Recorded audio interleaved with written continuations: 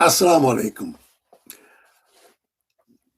আমি আগে বলেছি, যারা ট্রাম্পকে পাগল মনে করেন বা একজন কমেডিয়ান বা কৌতুক অভিনেতা মনে করেন, তাদের সঙ্গে আমি একমত নই। ট্রাম্প, আমি যদি ট্রাম্পের জায়গায় হতাম, হয় আত্মহত্যা করতাম, নাহলে পালিয়ে যেতাম দেশ ছেড়ে কোথাও, যদি কেউ নিত আমাকে। নেতানিয়াহুর অবস্থাও তাই। ট্রাম্প জানে, যদি ইরানের সঙ্গে এই যে যুদ্ধ যেটা করতে যাচ্ছে, সে ইচ্ছা করেছে, যুদ্ধ বন্ধ হয়ে গেলেই তার যে পরিমাণ বদনাম হয়েছে, ইসরায়েলের কথা অনুযায়ী যুদ্ধ ঘোষণা করা বা যুদ্ধের ঝাঁপিয়ে পড়া, তার বিরুদ্ধে যে সমস্ত অভিযোগ রয়েছে, ওগুলো একে একে সামনে আসবে। এবং শুধু যে মিড টার্ম নির্বাচনে তার দল পরাজিত হবে তাই না, সিনেট এবং কংগ্রেসের উভয় উভয় পক্ষ মিলে যে মেজরিটি হবে ডেমোক্রেটিক পার্টির, তাতে ট্রাম্পকে তারা ইমপিচ করতে পারবে। যথেষ্ট কারণ রয়েছে। নেতানিয়াহুরও একই অবস্থা, তার বিরুদ্ধে অনেক অভিযোগ রয়েছে, দুর্নীতি থেকে শুরু করে ক্ষমতার অপব্যবহার। তার বিরুদ্ধে একটা ইমপিচমেন্ট হতে পারে। দুজনই চাচ্ছে যেভাবে হোক যুদ্ধ চালিয়ে যাওয়া বা শান্তি স্থাপিত হতে না দেয়া, যাতে তাদের গদি টিকে যায়। আবার ট্রাম্পের জন্য আরেকটা জেপার্ডি হচ্ছে, ডবল জেপার্ডি, বড় বিপদ আরেকটা যেটা, সেটা হচ্ছে এপস্টেইন ফাইলস। এপস্টেইন ফাইলসে যে তার নাম রয়েছে, সেখানে এই যে শিশুদের সঙ্গে যৌন কর্মের যে অভিযোগ রয়েছে, এটা পশ্চিমা জগতে বিরাট ব্যাপার। আমরা বাংলাদেশে বসে এটার গুরুত্ব অনুধাবন করতে পারবো না। এটা কত বড় ট্যাবু পশ্চিম জগতে, সেটা পশ্চিমা জগৎ সম্বন্ধে যাদের কোনো আইডিয়া নেই তারা বুঝবেন না। ট্রাম্পের এই জন্য যাবজ্জীবন কারাদণ্ড হতে পারে, এবং কেউই জেলে যেতে চায় না, না ট্রাম্প না নেতানিয়াহু। তাই আমি যে পাগল ট্রাম্পের ইরান পলিসি বলছি, পাগলটা একটা অনেকটা ধরেন আপনি এটা একটা স্যাটায়ার করছি। আমি ট্রাম্পকে আদৌ পাগল মনে করি না। একটু সে কথাবার্তায় পলিশড না, ইম্পোলাইট এবং কাণ্ডজ্ঞান কম, কিন্তু পাগল না, শেয়ানা পাগল। এখন শোনা যাচ্ছে আমেরিকার কাছ থেকে যে যুদ্ধবিরতি দীর্ঘায়িত হতে পারে। 22 এপ্রিল যে যুদ্ধবিরতি শেষ হওয়ার কথা ডেডলাইন, এটা আরো বৃদ্ধি পাবে। মানে পারলে ট্রাম্প এবং নেতানিয়াহু, বিশেষ করে ট্রাম্প, এই যে যুদ্ধ না করা, ইরানের সঙ্গে শান্তি করতে হয়ে যাচ্ছে, এই ধরনের ব্যাপার তারা যতদিন পারে দেশবাসীকে ঝুলিয়ে রাখতে পারবে তারা।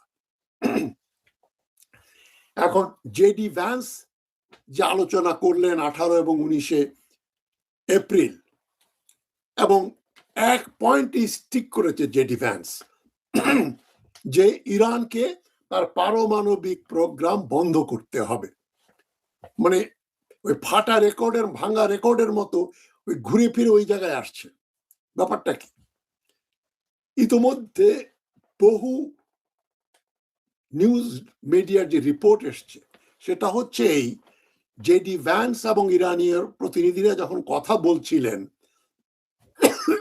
তখন ইসরায়েলের প্রধানমন্ত্রী বেঞ্জামিন নেতানিয়াহু তাকে একাধিকবার ফোন করেছেন, ফোন করে চাপ দিচ্ছেন যে কোনোভাবেই যেন শান্তি চুক্তি না করা না হয়, শান্তি চুক্তি যেন কোনোভাবেই স্বাক্ষরিত না হয়।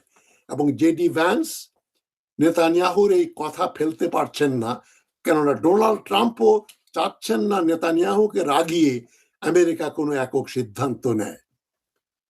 এখন একটা গুজব, বিভিন্ন মিডিয়া আউটলেট বলছেন, অ্যানালিস্টরা বলছেন, ট্রাম্প নিজেই এবার ইসলামাবাদে আসবেন, এবং ট্রাম্পের কি বক্তব্য সেটা জানানোর জন্য ইতিমধ্যেই পাকিস্তানের সেনাবাহিনীর প্রধান সেনাপতি ফিল্ড মার্শাল আসিম মুনির দলবল নিয়ে তেহরানে গেলেন মার্কিন যুক্তরাষ্ট্রের বার্তা পৌঁছাতে।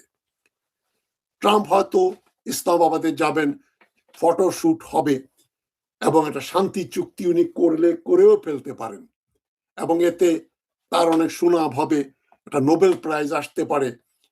তবে ট্রাম্পের নোবেল প্রাইজ পাওয়ার অসুবিধা হচ্ছে একটাই, যে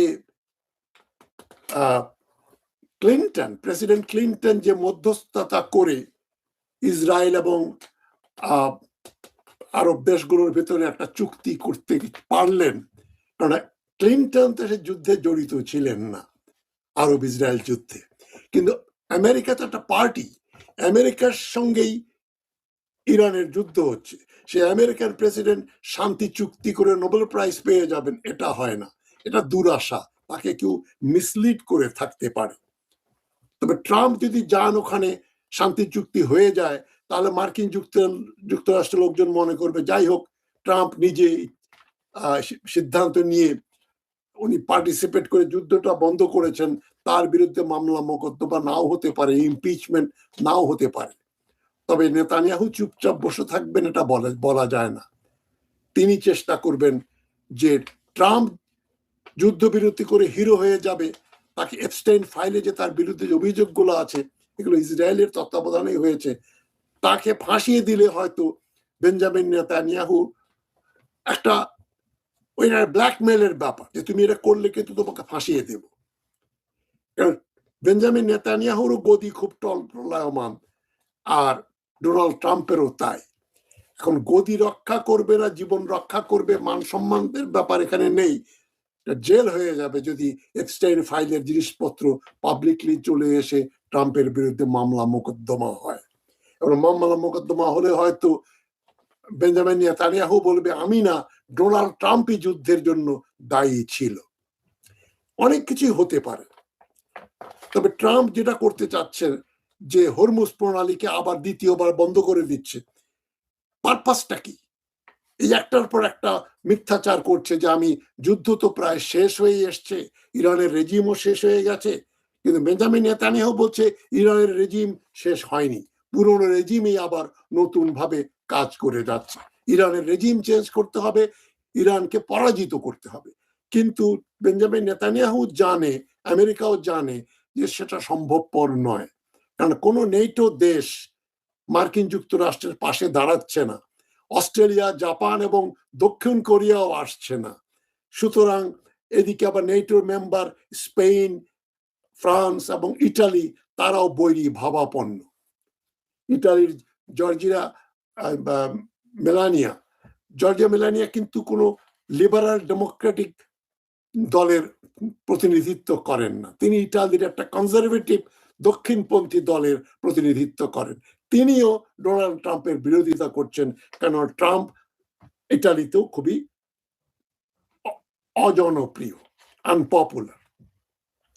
এখন এরকম একটা ব্যাকগ্রাউন্ড, এরকম একটা পরিস্থিতিতে যে হরমুজ প্রণালী বন্ধ করে দিয়ে ইরানের তো কোনো ক্ষতি করতে পারছে না, ভাবটা দেখাচ্ছে ইরানকে আমরা শাস্তা করব, কোন জাহাজ যদি ইরানের কোনো বন্দরে ভেড়ে তাহলে তাদেরকে আমরা শায়েস্তা করব, ওই জাহাজটা বাজেয়াপ্ত করব, ইরান যেন কোনো জিনিস বাইরে পাঠাতে না পারে, বা কেউ যেন ইরানের জন্য কোনো জিনিস নিয়ে ইরান আমদানি করতে না পারে। ট্রাম্পও ভালো করে জানে যে ইরানের 7টা প্রতিবেশী দেশের সঙ্গে তার কমন বর্ডার, রাশিয়া থেকে শুরু করে আর্মেনিয়া, আজারবাইজান, তুর্কমেনিস্তান, তারপর ওদিকে তুরস্ক, ওদিকে ইরাক, এতগুলো দেশে, আফগানিস্তান, এদের সঙ্গে তাদের কমন বাউন্ডারি রয়েছে। তো কোনো কিছু আমদানি করতে হলে ইরান ওখান থেকেই করবে, ওদের দ্বারা করবে। আর ইরানের তেলের 90% কেনে চীন, এবং চীনের জাহাজ আমেরিকা বন্ধ করতে পারবে না। ট্রাম্পের যে যুক্তি, যে দুর্বলতা, এটা অন্তঃসারহীন, সেটার একমাত্র প্রমাণ হচ্ছে ট্রাম্প বলছে চীন খুব খুশি হবে আমি হরমুজ প্রণালী তাদের জন্য খুলে দিয়েছি, শি জিনপিং আমাকে একটা বড় হাগ করবে, ভেরি ডিপ অ্যান্ড ফ্যাট হাগ, কারণ আমি হরমুজ প্রণালী খুলে দিয়েছি।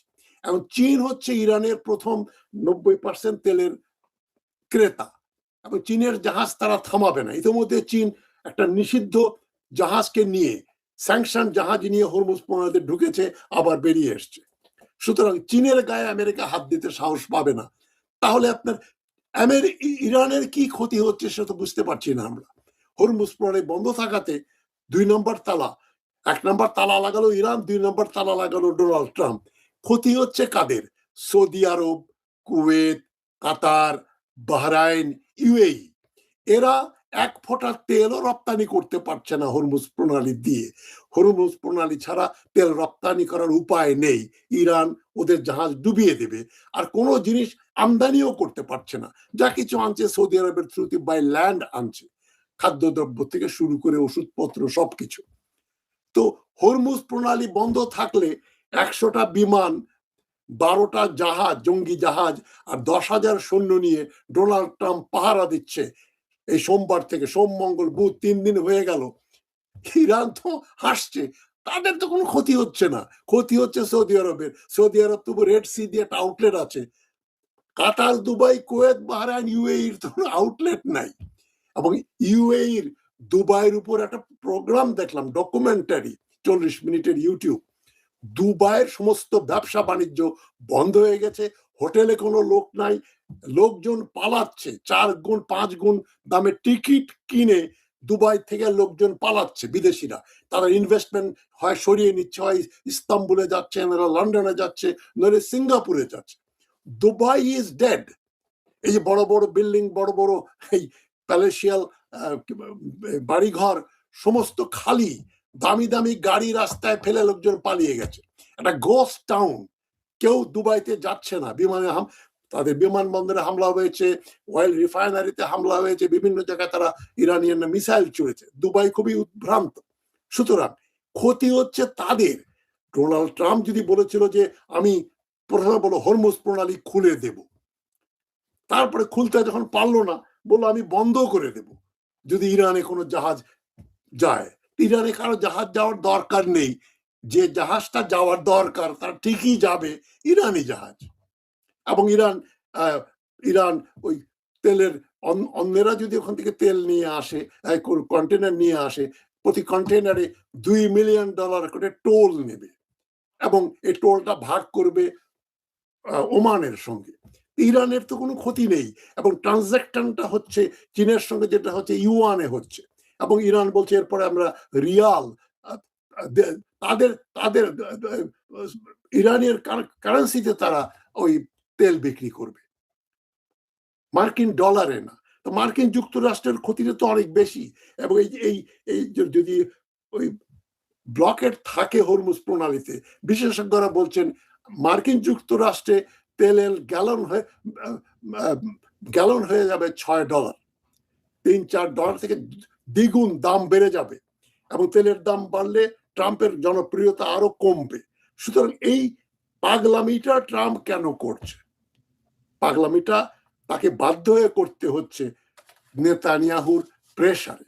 এখন নেতানিয়াহু যদি ডোনাল্ড ট্রাম্প যদি আলোচনায় বসেন, এবং আবার যদি নেতানিয়াহু ফোন করে, জেডি ভ্যান্স যখন কথা বলছিলেন তখন একাধিকবার নেতানিয়াহু ফোনে বলেছে চুক্তি বাতিল করে দাও, চুক্তি হলো না। এখন ডোনাল্ড ট্রাম্পকে ওটা বললে ডোনাল্ড ট্রাম্প এটা শুনতে রাজি হবে কিনা, এবং উনি ক্রেডিট নিতে পারেন যদি শান্তি চুক্তি হয়। আর যদি নেতানিয়াহু টেলিফোনে তাকে চুক্তি ভন্ডুল করেই দিতে হয়, তাহলে হরমুজে ঢুকে যে হাম্বিদাম্বি করছেন, এর কি লাভ হচ্ছে? এর তো কোনো লাভ হচ্ছে না। ইসরায়েলেরও লাভ হচ্ছে না, আমেরিকারও লাভ হচ্ছে না, সৌদি আরব, দুবাই, কুয়েত, বাহরাইন তাদেরও লাভ হচ্ছে না। লাভ হচ্ছে রাশিয়ার। রাশিয়া হচ্ছে পৃথিবীর দ্বিতীয় তেল রপ্তানিকারক দেশ। তাদের এখন আবারও তেলের দাম $100 ছাড়িয়ে গেছে। হরমুজ যতদিন বন্ধ থাকবে তেলের দাম শনয় করে উপরে উঠবে। তাহলে লাভ হচ্ছে রাশিয়ার। এবং রাশিয়া এখানে কিন্তু একটা মাতব্বরি করতে যাচ্ছে। রাশিয়া বলেছে ইরানের এনরিচ ইউরেনিয়াম নিয়ে তোমাদের এত সমস্যা, ঠিক আছে, ইরানের ইউরেনিয়াম আমরা সেফ কাস্টাডিতে রাশিয়াতে রেখে দেই। মার্কিন যুক্তরাষ্ট্র যদি রাজি হয়ে যায় তাহলে তো রাশিয়ার লাভ। রাজি বোধহয় হবে না, কেননা ওরা জানে রাশিয়া ইরানের যে 400 কেজি এনরিচড ইউরেনিয়াম নিয়ে তারা যদি পরে আবার ইরানের হাতে দিয়ে দেয়, ইরান তো অ্যাটম বোমা বানিয়ে ফেলবে। এবং রাশিয়া চাচ্ছে এই এলাকাতে সে যে ইন্ডিসপেন্সেবল, অপরিহার্য একটা শক্তি, এই হিসেবে রাশিয়া নিজেকে প্রতিষ্ঠিত করতে চায়। এখন যাই ঘটুক, যদি যতদিন এই হরমুজ প্রণালী বন্ধ থাকবে ততদিন তেলের দাম বাড়বে এবং টেনশন কমবে না। রাশিয়ার লাভ হবে, ইরানের কোনো ক্ষতি হবে না, চীনের কোনো ক্ষতি হবে না, যারা আরব মিত্র দেশগুলো তাদের ক্ষতি হবে। সৌদি আরব এখন শোনা যাচ্ছে ইতিমধ্যেই তারাও এখন আর ইসরায়েলের পক্ষে থাকবে না। সৌদি আরবের সঙ্গে পাকিস্তানের সামরিক চুক্তি আছে এবং তুরস্কেরও আছে। তুরস্ক, পাকিস্তান এবং সৌদি আরব মিলে আরেকটা ব্লক হবে যেটা ইসরায়েলের জন্য হানিকর, ক্ষতিকর হবে। কারণ সৌদি আরব বুঝে গেছে যে ইসরায়েল খুবই আনপপুলার, ইরান খুবই পপুলার, ইরানের বিরুদ্ধে গিয়ে অযথা কেন সে যুদ্ধে নিজের দেশ ধ্বংস করবে, তার সিংহাসন কেন হারাবে সৌদি রাজারা। তারা চাইবে ট্রাম্পের তো গোলামি করলাম, এবার আমরা ইরানের সঙ্গে, পাকিস্তানের সঙ্গে, তুরস্কের সঙ্গে মিলে একটা অ্যালুফ নিউট্রালিটির ভাব দেখাই, তাহলে যদি সিংহাসনটা টিকে যায়। ওটা তো স্বৈরাচারী দেশ। ইরানও মনে করবে মন্দের ভালো সৌদি আরব এর রাজতন্ত্র টিকে থাক, তারা আমাদের সঙ্গে থাকুক, মার্কিন যুক্তরাষ্ট্রের কোনো ঘাঁটি সেখানে থাকবে না। এতে মার্কিন যুক্তরাষ্ট্র দিনের শেষে যেটা হতে যাচ্ছে, চুক্তি যদি হয় এবং যদি নাও হয়, লুজার হচ্ছে ডোনাল্ড ট্রাম্প এবং নেতানিয়াহু। এ দুজনের কোনোভাবেই কোনো রকমে মুক্তি পাওয়ার, কোনো কিছু লাভ করার, অর্জন করার কোনোই সম্ভাবনা নাই। সেজন্য ট্রাম্প এবং নেতানিয়াহু গেঁড়া কলে পড়েছে। যতই নেতানিয়াহু চেষ্টা করুক যুদ্ধ চালিয়ে যাব, মার্কিন পাবলিক ওপিনিয়ন দিনে দিনে ট্রাম্পের বিরুদ্ধে যাবে। আর এই যুদ্ধটা যদি আরো 6 মাস চলে, অক্টোবরের নির্বাচন পর্যন্ত যদি যায়, তাহলে ডোনাল্ড ট্রাম্পের দল নির্ঘাত পরাজিত হবে এবং তখন ডোনাল্ড ট্রাম্পের বিরুদ্ধে মার্কিন যুক্তরাষ্ট্রেই ইমপিচমেন্টের দাবি উঠবে। তাকে হয়তো ক্ষমতা থেকে অপসারিত হতে হবে। অপসারিত হলে তার বিরুদ্ধে বিচার হবে, তাকে জেলে যেতে হবে। সুতরাং যুদ্ধ বন্ধ করে দিলে ট্রাম্পের আপাতত এই যে ইমপিচড হওয়ার হাত থেকে হয়তো রক্ষা পাবে। সেই জন্য আমি একটা ক্ষীণ আশা করছি, পোষণ করি এখনো, নেতানিয়াহু যতই বলুক, ট্রাম্প তার নিজের ইমিডিয়েট যে প্রবলেম, তাকে পদচ্যুত করে তাকে জেলে যেতে হবে, সেটা বন্ধ করার জন্য সে হয়তো মনে করবে এটা মন্দের ভালো, আমি ইরানের সঙ্গে চুক্তি করেই ফেলি। কারণ চীন তো ইরানের সবচেয়ে বড় ক্রেতা, তারা তো আসা যাওয়া করবেই। আরব দেশের গুলোর কি হয় না হয় এটা নিয়ে আমি মাথা ঘামানোর দরকার নাই, আমি আমার নিজের প্রাণ বাঁচাই। কিন্তু তাহলে আবার নেতানিয়াহু বিপদে পড়বে এবং নেতানিয়াহু তারপরে যদি এপস্টিন ফাইলের সমস্ত জিনিসপত্র ওপেন করে দেয়, মুক্ত করে দেয়, তখন হয়তো ট্রাম্পকে ওই যে এপস্টিন ফাইলে যে শিশুদের সঙ্গে যৌনকর্মের যে অভিযোগ রয়েছে সেটাতে অভিযুক্ত হয়ে তাকে হয়তো বা জেলে যেতেও হতে পারে। ট্রাম্পের কোনো শান্তি নাই, চুক্তি করলেও সে বিপদে পড়বে, চুক্তি না করলেও সে বিপদে পড়বে। একই অবস্থা নেতানিয়াহুর। এরা এত পাপ করেছে, এত অন্যায় করেছে যে নেতানিয়াহু নিজের দেশেই আবার তার বিরুদ্ধে ইমপিচমেন্ট আসবে, তাকে হয়তো গ্রেপ্তার হতে হবে। তবে নেতানিয়াহুর চাইতে ট্রাম্পের বিপদ অনেক গুণ বেশি। তাই কথা বলে যে অতি বাড়লে, বেশি বড় হলে মাথা ভেঙে যায়, বেশি নিচু হলে তখন আবার বলে যে বেগুন গাছ যদি লম্বা হয়, তাল গাছের মতো হয়, তাহলে ঝড়ে ভেঙে পড়বে, আর খুব নিচু হলে ছাগলে তার পাতা খেয়ে ফেলবে। এখন ওই ডোনাল্ড ট্রাম্পের অবস্থা সেই বেগুন গাছের মতো, বড় হলেও বিপদ, ছোট হলেও বিপদ। ট্রাম্পকে এই বিপদ থেকে কেউ রক্ষা করতে পারবে বলে আমার মনে হয় না। নেতানিয়াহুর ব্যাপারে আমি অতটা নিশ্চিত নই, কারণ নেতানিয়াহু তো ইসরায়েল রক্ষার জন্য ইরানের বিরুদ্ধে যুদ্ধ করেছে, তার একটা কিছু হলেও দেশে কিছু সমর্থন রয়েছে। কিন্তু ডোনাল্ড ট্রাম্পের সমর্থন এখন 20%-এরও কম। এখন ভবিষ্যতে কি হয় না হয় সেটা আমরা দেখব।